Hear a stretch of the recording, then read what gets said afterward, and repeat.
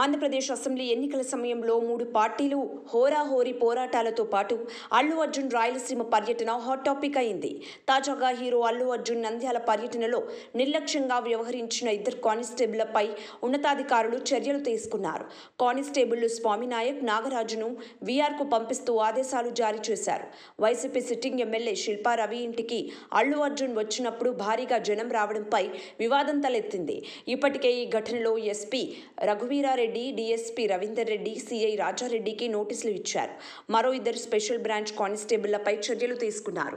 2 town head constable Swami Nayak, తాలూకు constable నాగరాజులపై తాజాగా చర్యలు తీసుకున్నారు.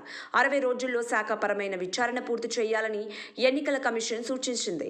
ఇక తన పర్యటనపై గతంలోనే అల్లు అర్జున్ క్లారిటీ ఇచ్చారు.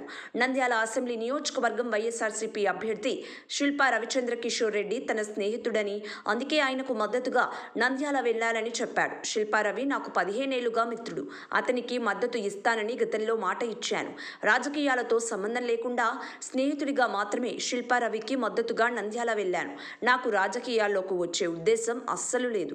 ప్రతి ఒక్కరూ ఓటు హక్కును వినియోగించుకోవాలని కోరుకుంటున్నాను అని బన్నీ అన్నారు. అయితే బన్నీ టీసీపీ అభ్యర్థికి మద్దతు తెలపడం, దానికి కౌంటర్గా నాగబాబు ట్వీట్ చేయడం, నాగబాబుకి బన్నీ ఫ్యాన్స్ కౌంటర్లు ఇవ్వడంతో ఈ వ్యవహారం రచ్చరేపింది. తాజాగా కానిస్టేబుల్పై చర్యలకు కారణమైంది.